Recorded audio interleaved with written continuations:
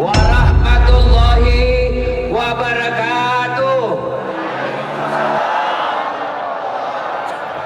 Sana juga. Alhamdulillah, alhamdulillahi rabbil alamin. Wa bihi nasta'inu ala umurid dunya waddin. Ashhadu an la ilaha illallah wa ashhadu anna Muhammadan abduhu wa rasuluh. Allahumma salli ala sayyidina Muhammad wa ala alihi wa sahbihi ajma'in. Amma ba'd. Faqad qala Allah subhanahu wa ta'ala fi kitabil karim wa huwa asdaqul qailin. A'udzu billahi minasyaitonir rajim. Bismillahirrahmanirrahim. Ya ayyuhalladzina amanu taqullaha haqqa tuqatih wa la tamutunna illa wa antum muslimun. Wahai orang-orang yang beriman, bertakwalah kalian kepada Allah dengan sebenar-benarnya takwa, dan janganlah kalian mati kecuali dalam keadaan beragama Islam. Ayat ini Jumat dibacakan khatib. Tidak sah khutbah Jumat bila khatib tidak membaca ayat ini, dan rasa-rasanya ayat ini tidak masuk akal. Jangan kamu mati, berarti mati kamu yang ngatur. Jangan kamu mati, berarti mati mau-maumu. Mati itu tidak mau atau mau pasti mati. Orang kaya mati, orang miskin mati, raja-raja mati, rakyat biasa mati, ustadz mati. Senangnya semua mati. Berarti yang jadi masalah bukan mati, yang jadi masalah illa wa antum muslimun, kecuali dalam keadaan beragama Islam. Berarti ada orang Islam tapi matinya kafir. Siapa mereka? Contoh aja lihat, contoh, jangan marah. Contoh sabung ayam. Ada juga di sini. Beleng-beleng. Oh, didapat sama polisi, dikejar sama polisi. Jangan lari, masih lari. Polisi tidak bisa kejar. Kenapa? Polisinya besar perutnya.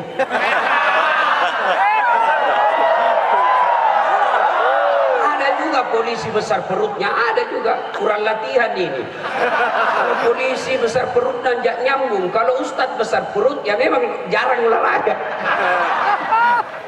Jangan lari, masih lari. Terpaksa polisi tembak ke langit. Masih lari, tembak 2 kali. Masih lari, tembak 3 kali. Masih lari, terpaksa dilumpuhkan. Tembak kakinya. Duh! Kakinya ditembak, kepalanya dikena. Saya tanya temanku yang polisi, "Woi bos, bagaimana caranya kakinya ketombak, kenapa kepalanya kena?" Dia bilang, "Soalnya waktu ditembak dia jongkok." Kena kau. Ini polisi film India, bukan polisi Indonesia. Polisi Indonesia super hebat.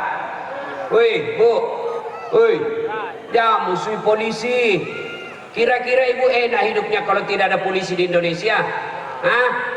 Hei, rumah dirampok, anak gadis diperkosa, suami dibunuh, harta dijarah semuanya, habis semua isi toko.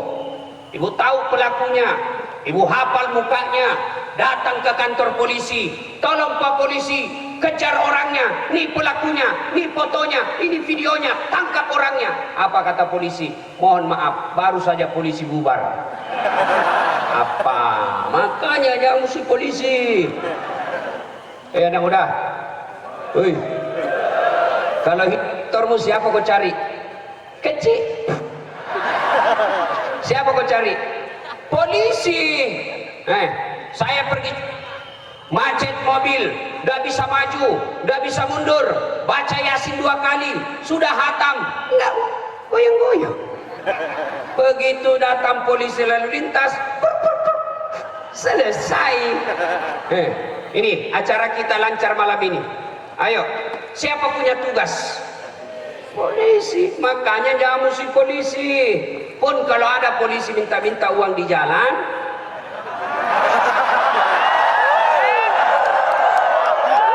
biar anak SMP diminta juga. Kau melanggar, kau tidak lihat ini rambu-rambu. Saya lihat Pak. Kenapa kau langgar? Saya tidak lihat Bapak. Kenapa kau tidak lihat saya? Kau sembunyi di tikungan. Ini polisi film India. Ya, polisi Indonesia bagus sih, polisi Indonesia ya. Wakala idan. Nah, siapa lagi yang bisa mati dalam keadaan kafir? Siapa? Hubbi aklil haram. Mereka yang suka makan-makan haram. Siapa mereka? Mereka kalau pilkada menerima uang sogok.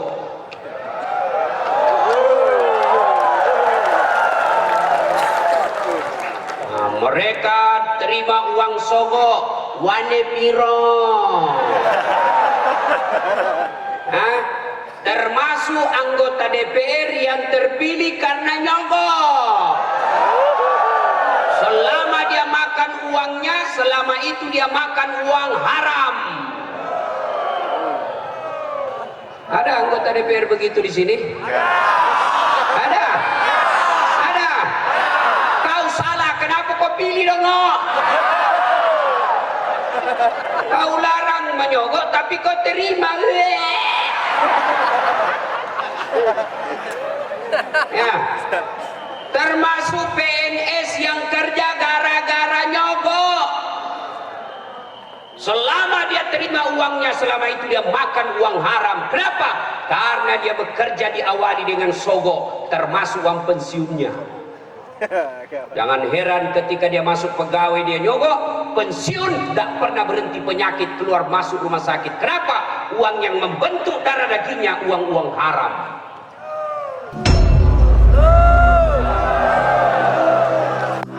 Gaspol, gaspol. Tapi ibu-ibu hati-hati duduk, jangan duduk terbuka begini. Ya rapat-rapat sedikit.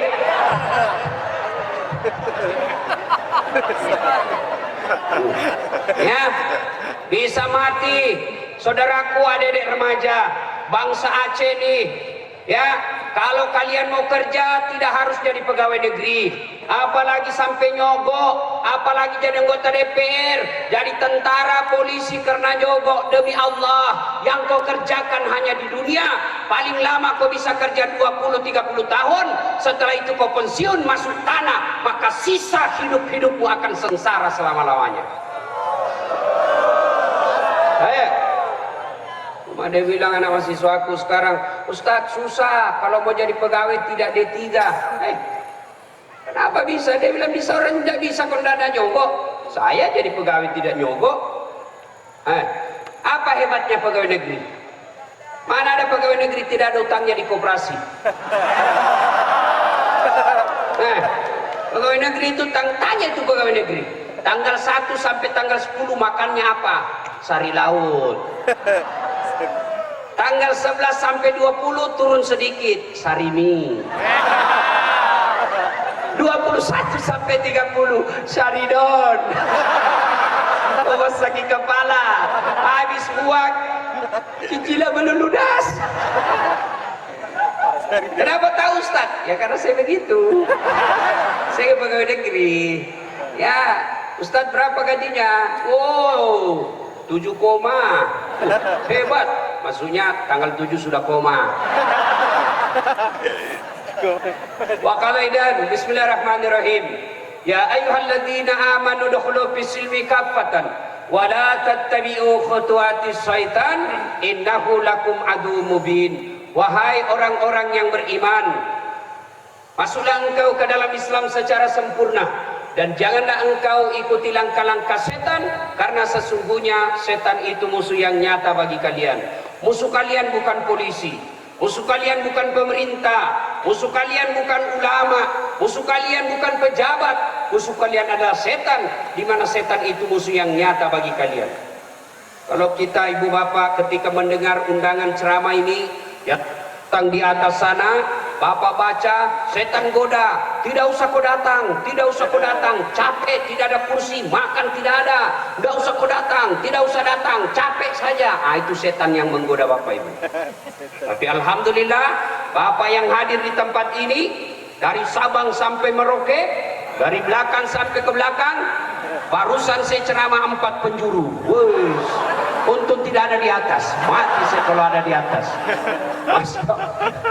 Ya.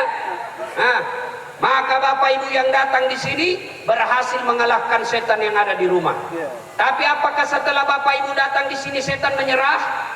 Tidak, dia goda lagi kita. Nggak usah kau dengar ceramah, nggak usah dengar ceramah. Pegang HP-mu, pegang HP-mu, pegang HP-mu. Maka orang yang pegang HP itu orang-orang yang kena godaan setan. Orang sudah ceramah masih sibuk.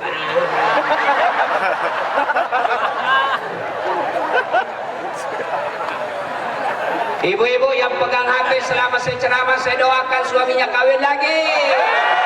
Amin. Gosok lagi di bapak-bapak. Mau ganti istri tidak berani, Fred. Ibu, simpan dulu HP, simpan dulu. Sebentar lagi selfie, sebentar. Ini saya ini kan rata-rata ibu-ibu. Tapi ibu-ibu yang sudah sakaratil maut. Orang lagi ceramah sibuk juga selfie ya. Siapa lagi yang kena godaan setan di tempat ini? Siapa? Mereka yang datang pengajian dengan pacarnya. Bonceng cewek. Kenapa dekat-dekat sama cewek? Pacaran syar'i, Fred. Mana ada pacaran syar'i? Hati-hati ibu-ibu, cewek-cewek yang dekat dengan cowok. Bisa jadi itu cowok adalah godaan setan. Dengar ceramah sambil peluk-peluk. Beleng-beleng. Wa qala idzan bismillahirrahmanirrahim. Innallaha wa malaikatahu yusalluna 'alan nabi.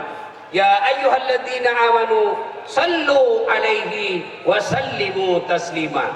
Sesungguhnya Allah dan para malaikatnya bersalawat kepada Rasulullah Muhammad sallallahu alaihi wasallam.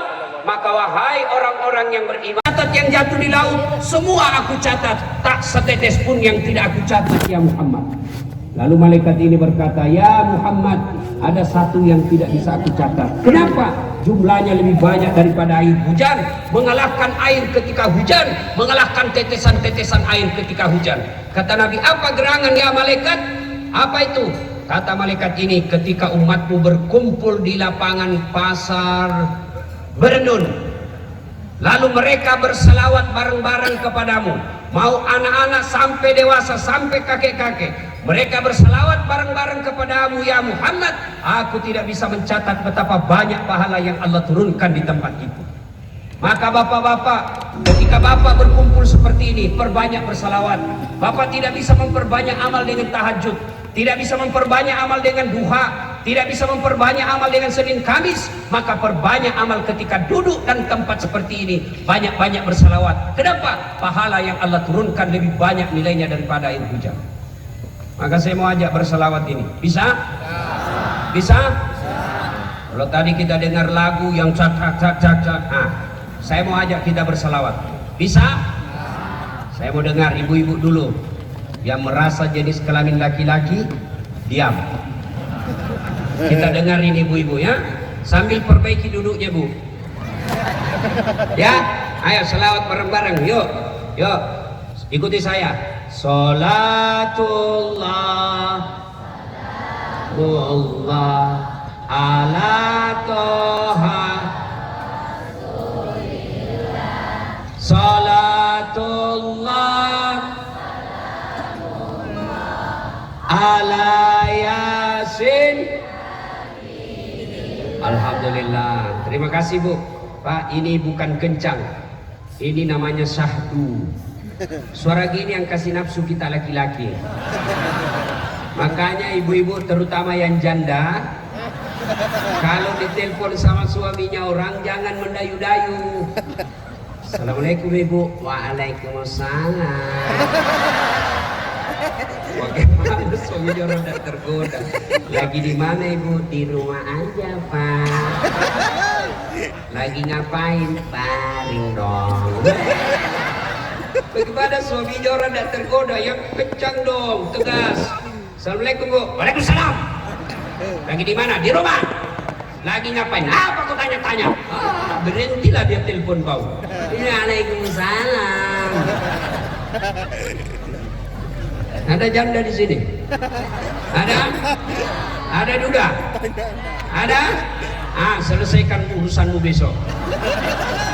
Sebelum hari kiamat jemput.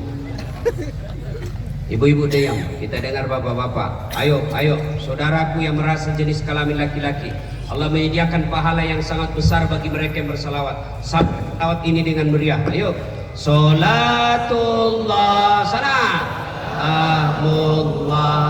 ala toha rasulillah. Salatullah salamullah ala yasin habibillah. Mereka yang malu bersalawat tidak akan disaksikan oleh Rasulullah kelak. Ayo, jangan malu-malu salawat, bareng-bareng semua, laki, perempuan, anak muda, pejabat, non pejabat, ayo bareng-bareng. Yuk, salatullah salamullah ala toha rasulillah. Salatullah salamullah ala yasin habibillah. Alhamdulillah, kasih. Bapak Ibu saudara-saudara sekalian, teristimewa para pejabat yang hadir di tempat ini, Bapak Kapolres, Bapak Dandim, Bapak Kajati, Wakil Bupati, dan terkhusus yang mengundang saya, Wali Kota Berenun, Bapak Haji Jamal. Ini wali kota yang tidak ada tanda bintangnya. Tapi semoga Bapak dicintai oleh Allah dan Rasulnya, karena selalu berusaha mendatangkan dakwah-dakwah di tempat ini. Amin. Saya pikir Bapak ini calon bupati, ternyata bukan. Nah, baiklah ya. Karena sekarang susah mencari orang ikhlas. Susah mencari orang ikhlas sekarang. Biasa kalau banyak yang suka bantu-bantu masyarakat, orang ujung-ujungnya, oh caleg atau calon bupati. Nah, ternyata Bapak bukannya, nggak tahu lah besok-besok ya. Senin 12 Rabiul Awal tahun gajah. Saya ulang, Senin 12 Rabiul Awal tahun gajah Rasulullah lahir. Kemudian sama hari Senin, sama tanggalnya 12, sama bulannya Rabiul Awal tahun ke-11 Hijriah, Allah di aras panggil malaikat Jibril. Jibril, kau kesini dulu Jibril. Kau turun ke bumi, panggil 3 malaikat, Israil, Israfil, Mikail. Turun kau, jemput kekasihku Muhammad, cabut nyawanya dengan catatan tanya dulu. Masya Allah. Turun malaikat Jibril bersama 3 malaikat, Israil, Mikail, Israfil.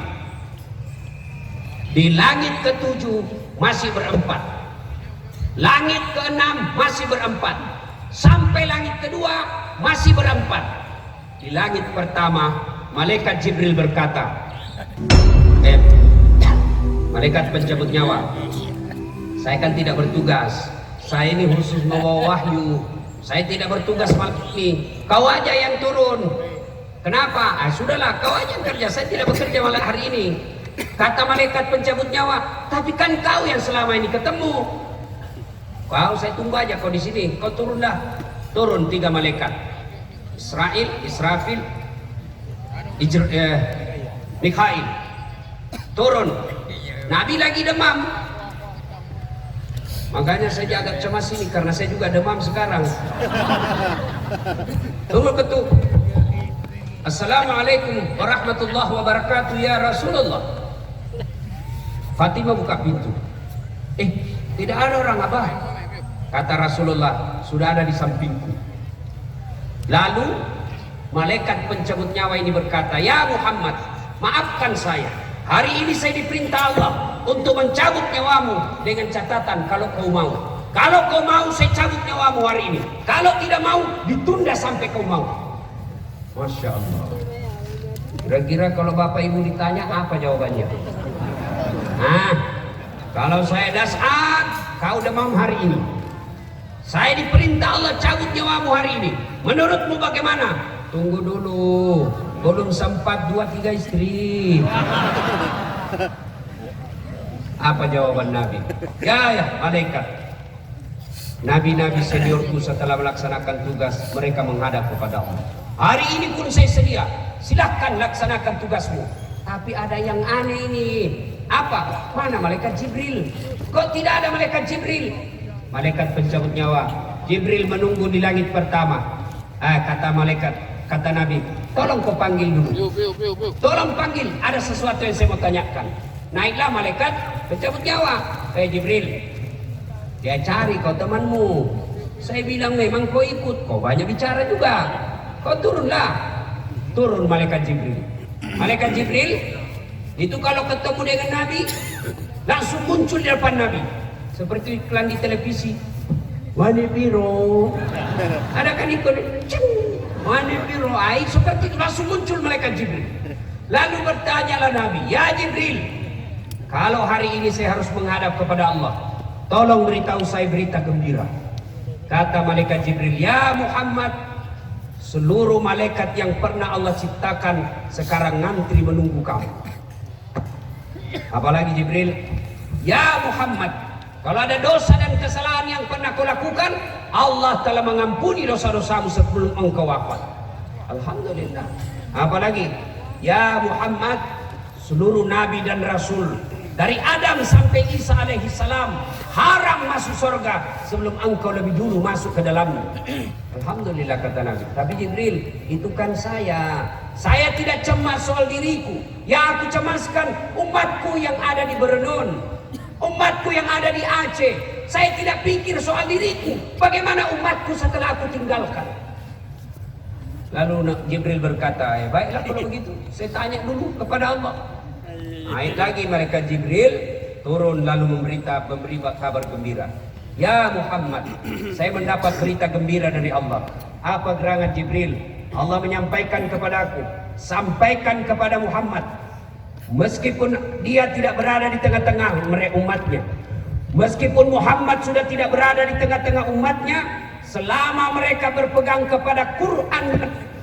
Saya ulang, kata Jibril, Muhammad kau tidak usah cemas, ama umatmu berpegang kepada Quran Sunnah, selama itu umatmu akan aman sampai di akhirat, meskipun engkau sudah tidak di tengah-tengah mereka. Alhamdulillah. Lalu mundur malaikat Jibril, maju malaikat pencabut nyawa. Kata malaikat pencabut nyawa, Muhammad, maafkan saya harus melaksanakan tugas. Kata Nabi, silakan. Maju malaikat pencabut nyawa, dicabut rohnya Nabi, perlahan-lahan keluar dari telapak kakinya. Roh Rasulullah keluar meninggalkan betis sampai ke paha, menggigil seluruh tubuh Nabi. Keluar keringat dari pelipis Nabi, keringat biji-biji di dahi Nabi. Lalu Jibril membelakang, dilihat oleh Nabi. Lalu Nabi bertanya, ya Jibril, kenapa kau palingkan wajahmu? Apa kau jijik melihat saya? Wahai Jibril, kenapa kau belakangi saya? Apa kau jijik melihat wajah saya? Kata Jibril, ya Muhammad, demi Allah dan Rasulnya yang menguasai langit dan bumi, saya tidak jijik melihat wajahmu. Saya tidak jijik melihat wajahmu sekarang ini, tapi saya tidak tega melihat engkau menghadapi sakaratul maut. Lalu Nabi bersabda, ya Jibril, andai saja Allah tidak sayang kepadaku, maka saya akan rasakan betapa sakitnya sakaratul maut ini. Bapak Ibu, Nabi yang pernah melakukan eksperimen, pertama kali melakukan percobaan sakitnya mati, Nabi Sulaiman alaihi salam. Nabi Sulaiman berkata, Nabi Idris, mohon maaf, Nabi Idris alaihissalam berkata, ya Allah, saya mau rasakan bagaimana sakitnya Nabi. Allah perintahkan, cabut nyawanya. Dicabut nyawanya Idris alaihissalam. Setelah itu beliau kumpulkan sahabat, saudara-saudara sekalian, Anda mau tahu sakitnya sakaratul maut? Ya Rasulullah, sakitnya sakaratul maut 1000 kali kita dikuliti hidup-hidup baru sama sakitnya sakaratul maut. Sudah kurang berterima. Lebih merusak gaya pacarannya dari handphone. Bapak belikan HP anak smartphone, itu lebih gampang mereka berzina. Zinanya dengan cara apa? Video call. Ibu-ibu tahu video call? Hoi, Bu, atau ibu juga suka video call sama selingkuhannya? Video call ini yang rusak anak-anak kita. Mereka masuk di kamar, Kata cowoknya, didengar.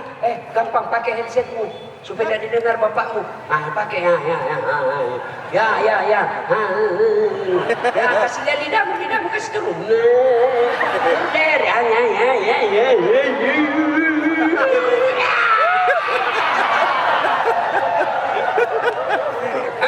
Tiap malam dia begitu, tiap malam video call seperti itu, nge-seks melalui video tiap malam.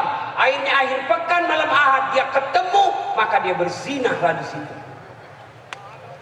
Demi Allah Bapak Ibu, biar Bapak rajin puasa Senin Kamis, tahajud tiap malam, berjamaah di masjid, tapi anaknya dia biarkan seperti itu. Bapak, ampusakum wa ahlikumullah. Ada orang tua dikabarkan oleh Nabi, diperiksa puasanya baik, periksa sholatnya sempurna, periksa sedekahnya cukup, hajinya mabrur. Kata Allah, malaikat, persilahkan orang tua itu masuk surga. Masuklah ini Pak Haji. Begitu mau masuk dalam surga dipanggil. Ada yang teriak dari dalam neraka, Tuhan, tahan itu Pak Haji, tahan itu, tahan. Kenapa? Itu bapak saya. Ada orang saudara Pak, saya ini masuk neraka gara-gara dia tidak peduli sama saya. Kalau saya masuk neraka, kenapa dia masuk surga? Tidakkah dia bertanggung jawab kepadamu ya Allah? Saya adalah tanggung jawabnya kepadamu ya Allah. Kenapa dia masuk surga? Akhirnya malaikat katakan, Paji, tunggu dulu. Mau kemana buru-buru? Tunggu dulu, belum selesai. Siapa itu yang berteriak?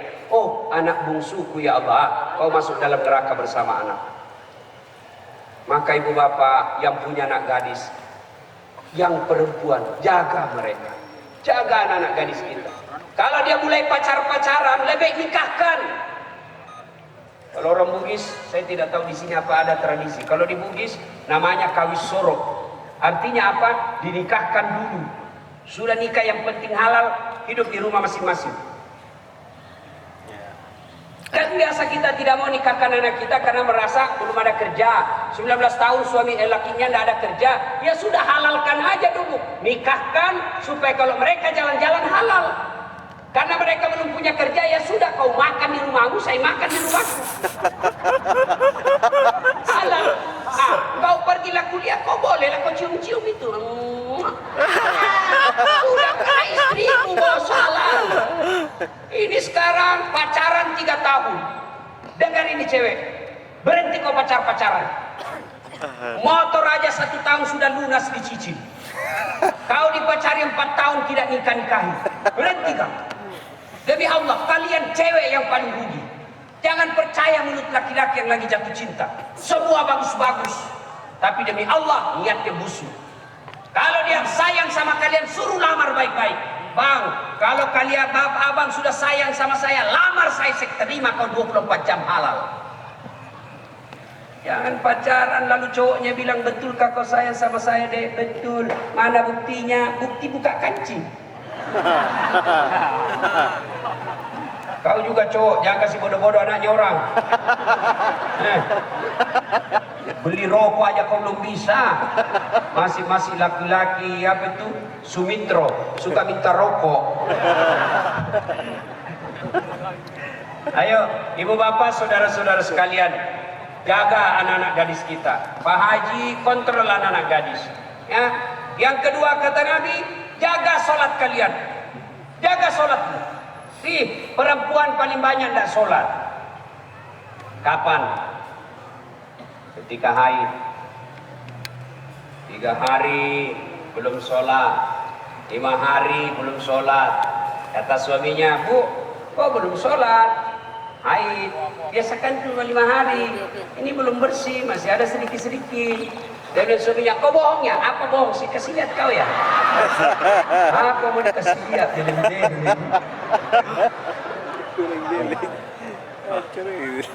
Kapan lagi ibu-ibu banyak nggak sholat? Kalau ada pengantin, jilbab sakaratil maut. Hafalah sholat, datang berjamaah di masjid. Asas salat jamaah. Kalau imam sudah baca, makmum sudah diwakili. Bapak diam saja, seluruh bacaan imam yang wakili. Selesai. Bapak amin saja baca. Amin. Diam lagi. Rakaat kedua, amin. Ya sudah sah. Yang ketawa saya sini. Apa lagi? Ustaz, ayo saya sakit Ustaz. Bapak salah silakan sakit. Saya tidak bisa berdiri, duduk. Coba lihat, sholat duduk. Anggaplah saya lagi duduk. Allahu Akbar. Ruku, Allahu Akbar. Kepala digoyangkan. Sami Allah. Itu kalau ruku. Kalau sujud, bukan cuma kepala goyang, badan ikut ditundukkan. Allahu Akbar. Allahu Akbar. Selesai. Saya tidak bisa duduk Ustaz, baring. Silakan, anggaplah saya lagi baring. Allahu Akbar. Kepala sudah tidak bergerak, tinggal tangan. Sholat baring namanya. Saya pun tidak bisa seperti itu Ustaz. Sholat pakai isyarat. Mana namanya sholat dipakai isyarat? Tinggal lagi matanya ini gerak-gerakkan. Allahu Akbar. Allahu Akbar. Allah. Itu sholat pakai isyarat. Tidak bisa juga Ustaz. Sholat dalam hati. Pada disebut sholat dalam hati, mulai takbir sampai salam, seluruh bacaan-bacaan sholat dibaca dalam hati. Lagi ruku, bayangkan lagi ruku, pejamkan mata, bayangkan ruku, baca doa ruku. Bayangkan lagi sujud, baca doa sujud. Bayangkan lagi tahiyat, baca tahiyat. Sholat dalam hati. Tidak bisa sholat dalam hati Ustaz. Gampang, ambil kain putih, bungkus, bawa di kubur. Disolatkan. Apa lagi? Apa lagi alasan? Tidak ada. Saya sariawan Ustaz. Ya sudahlah, kau sholat sariawan.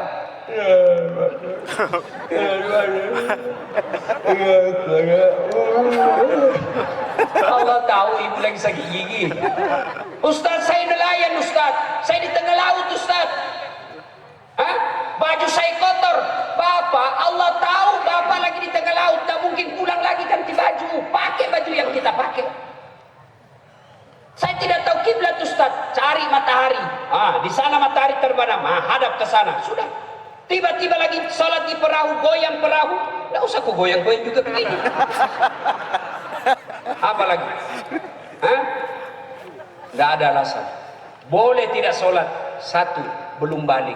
Ibu-ibu belum pernah haid, boleh tidak sholat. Bapak-bapak belum pernah mimpi basah, boleh. Adik-adik yang suka, kau sudah balik. Ada yang tanya saya, Ustaz, bagaimana hukumnya mimpi basah di siang hari anak muda? Sah tidak puasanya? Sah. Ya, dengan catatan begitu kalian bangun langsung pergi mandi. Ya, kalau mimpi basah siang hari, kalau mimpi. Kalau kau kreatif sendiri, batal. Makanya kau menikah cepat. Ya apa saudara-saudara sekalian, jaga sholat kalian. Yang ketiga, kata Nabi, ummati, ummati, ummati. Umatku, umatku, umatku. Begitu cintanya Nabi kepada kita, akhir hidup beliau tidak sebut Khadijah istri beliau, tidak. Beliau tidak sebut Fatimah anak beliau, tidak. Beliau tidak sebut cucu beliau Hasan Husain. Siapa yang disebut Nabi? Ummati, ummati, ummati, umatku, umatku. Karena cintanya. Nah, sekarang bagaimana kita kalau kita cinta kepada Nabi? Maka pertama, begitu cinta kepada Nabi, satu, amalkan sunnah-sunnah. Sunnah apa yang paling dianjurkan oleh Nabi? Sholat berjamaah. Alhamdulillah di Banda Aceh ini, di mana-mana saya lihat masjid ramai kalau subuh. Luar biasa. Penuh masjid Pak kalau jamaah. Apalagi kalau subuh. Penuh. Sampai di luar. Tidak ada di dalam. Dalam masjid orang tua yang sudah buka sakaratil maut, lomba batu. Itu orang tua aja kalau subuh-subuh. Tidak ada, semua subuh bau minyak angin, bau minyak toak. Tidak ada anak muda dalam masjid. Datanglah sholat jamaah. Kenapa orang berjamaah ke masjid? Seluruh materi yang kita lewati, pagar, tembok, dinding, aspal akan jadi saksi. Dia akan berkata, ya Allah, jangan masukkan dia neraka, masukkan dia surga. Saya saksinya. Tanggal 9 Februari dia datang berjamaah sholat. Itulah sebabnya Nabi menganjurkan ketika ke masjid lain jalannya, ketika pulang lain pula jalannya. Dan yang ketiga keutamaan berjamaah, kalau hujan basah baju atau gerimis basah bajunya, baju yang basah itu akan melindungi kita dari sentuhan api neraka. Dan juga salah paham, Mentang-mentang sudah dengar begini, dia tunggu hujan keras. Begitu hujan keras baru dia lewat. Oh, ini beleng-beleng. Apalagi keutamaan berjamaah, ini yang paling sering kita dengar. Lipat 27 kali. Artinya apa? Satu kali sholat jamaah di masjid, 27 kali sholat di rumah baru sama pahalanya. Apalagi sholat berjamaah di masjid, keutamaannya. Di masjid ada yang disebut doa bersama. Barangkali kita mau berdoa tapi tidak tahu caranya. Barangkali kita mau berdoa tapi banyak dosa. Tapi di masjid yang mimpin doa, alim ulama, soleh, ada anak yatim piatu, fakir miskin teraniaya, imamnya mimpin doa, anak-anak yatim di belakang mengucapkan amin, maka semua doa dalam masjid dikabulkan Allah.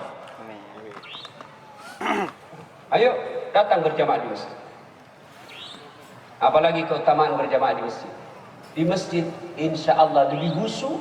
Beda kalau di rumah banyak gangguan. Kita lagi sholat, anak mutar lagu. Kita lagi sholat, tiba-tiba kucing lewat dan ikan tidak ditutup. Pasti stres. Habis ikan. Terpaksa dia baca Pulau Surah Binas, Malikin Nas, Ilahin Nas. Nah itu bukan sholat, mengusir kucing. Yang berikutnya, kenapa orang malas ke masjid? Karena dia tidak lihat pahalanya. Coba kalau wakil bupati umumkan di sini, siapa yang datang berjamaah di masjid, maka diberikan pulsa 200.000, beras 50 kilo. Saya yakin sholat subuh jam 4, setengah 3 sudah penuh masjid. Kenapa dia lihat pahalanya? Maka saudara-saudaraku, datang berjamaah di masjid. Banyak kemuliaan yang kita dapat. Penyebab yang ketiga orang malas ke masjid, manajemen masjid tidak bagus. Saya tidak tahu kalau di Banda Aceh. Sekarang banyak masjid senang saldo kas 100 juta. Bangga panitianya kalau saldo kasnya 100 juta. Salah. Jangan simpan duitnya orang. Kau simpan uangnya orang di masjid, maka demi Allah kalian bertanggung jawab kenapa amalnya orang tidak jalan. Yang 100 juta jadikan keran air, jadikan AC, jadikan kipas, jadikan makanan panganan pagi, atau buka bersama ketika Senin dan Kamis. Jangan simpan di saldo. Ketika saldo disimpan, maka jalan amalnya orang terhambat. Namanya amal jariah kalau dia jadi tegel, amal jariah kalau dia menjadi dinding, amal jariah kalau dia menjadi lampu. Tapi kalau dia hanya jadi saldo, tidak ada amalnya didapat. Maka kalian yang bertanggung jawab, yang pegang duit-duit masjid, hati-hati. Ini saldo kas 100 juta, kita mau kencing gak ada airnya. Masih baik kalau kencing Pak, masih bisa kita kasihkan, selesai. Masih bisa kita pakai kipas angin, dapat. Anak muda, jangan kasih lihat ibu-ibu. Ini. Kalau kalian pergi jalan, tidak ada air, ambil daun 3 lembar. Daun 3 lembar. Gimana caranya? Begini, jangan kasih lihat ibu-ibu. Gini cara bersihkannya, gosok ke bawah, 1. Ambil lagi daun kedua, gosok ke atas. Ambil lagi daun ketiga, gosok lagi ke bawah. Jangan begini bos, tambah kotor kalau mau kasih begini. Tapi hati-hati, sebelum kau pakai itu daun, periksa baik-baik. Siapa tahu ada ulat gatal lah. Jangan ketawa ibu, ini urusan laki-laki. Nah, kalau kencing masjid Pak, masih aman kalau tidak dapat air. Tapi kalau yang kuning, saya pernah buru-buru pergi ceramah, metret. Saya bilang sama sopir, kasih singgah saya dulu. Singgahlah saya. Selesai. Dah ada air. Banyak juga, dah ada. Terpaksa kita keluar begini. Kan repot. Siapa yang tanggung dosanya? Pengurus masjid. Ya, yang kedua, orang malas ke masjid, manajemen masjid tidak bagus. Ada masjid saya bikin di kampung saya, nyaman, betul-betul kecil, ber-AC, depannya ada kolam, ada ikannya banyak, sampai 10.000. Nyaman. Imamnya penghafal Quran, yang bersihkan kita gaji layaknya pegawai negeri. Orang penuh datang ke masjid. Kenapa? Mereka nyaman. Sound sistemnya baik, penceramahnya profesional. Orang datang ke masjid, kenapa? Merasa nyaman di masjid. Ini tidak, karpetnya sudah 7 kali lebaran tidak pernah diganti. Begitu kita sujud, tai cicak didapat. Ada pula pasir, baunya tidak jelas, lebih bau daripada bau ketek. Nah, sound systemnya story. Begitu angkat takbir Allah, kita mau perbaiki. Sudah takbir terpaksa tahanlah sampai selesai sholat. Penceramanya mulai salam pertama sampai terakhir neraka jadi cerita. Kalian dibakar, dibanting, ditusuk pantatmu, keluar di lidahmu, digunting, tusuk dua matamu. Apa dia bilang anak muda? Tidak usah kau mesti bikin takut-takut itu. Dapat lagi imam yang membalik-balik sunnah Nabi. Nabi katakan kalau kau jadi imam ringkaskan bacaan sholatmu. Ini jadi imam mulai takbir sudah mulai lama.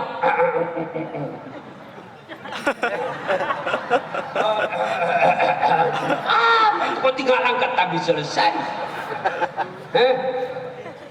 Kata Nabi kalau kau jadi imam ringkaskan bacaan sholatmu. Kenapa? Karena di belakang macam-macam. Ada anak muda yang tidak bisa tahan lama-lama. Ada ibu-ibu barangkali mau sekali kentut. Ada bapak-bapak yang rematik. Bayangkan kalau bapak-bapak rematik di depan dia baca yang panjang-panjang, kau siksa orang tua. Mau. Barangkali ada Satpol PP pakai sepatu baru, dia lupa simpan baik-baik. Hilang sudah sepatu saya. Lama betul ini Pak Imam. Hilang sudah sepatu saya. Juga, tapi ternyata saya diberitahu sama panitia tahun lalu saja Ustadz subuh masih ramai jamaah di sini. Alhamdulillah. Hati-hati di jalan, jangan pulang bersama bukan muhrim, karena setan akan menggodamu sepanjang jalan. Terima kasih atas kehadiran Bapak Ibu sekalian. Halo, kalau masih mau dengar ceramah saya, silakan nonton Tabligh Akbar Dami Indonesia ke TV One setiap hari Sabtu atau Ahad pukul 12.30 sampai selesai. Atau ambil HP, buka aplikasi YouTube, tulis nama saya Darsat Latif, keluarlah ceramah saya ribuan itu. Sudah itu jangan lupa kasih tanda begini, like and share, subbreaker. Jadi kasih begini ya. Kalau kasih begini dicari kau malaikat pencabut nyawa. Masa ceramah kau kasih begini? Memangnya ini lagu dangdut? Ya. Nah ibu bapak saudara-saudara sekalian, terima kasih. Mudah-mudahan ada manfaat. Lebih dan kurangnya mohon dimaafkan. Nun wal kalami misrun. Billahi fi sabilil haq. Assalamualaikum warahmatullahi wabarakatuh. Berdoa. Ayo sebelum kita tinggalkan ibu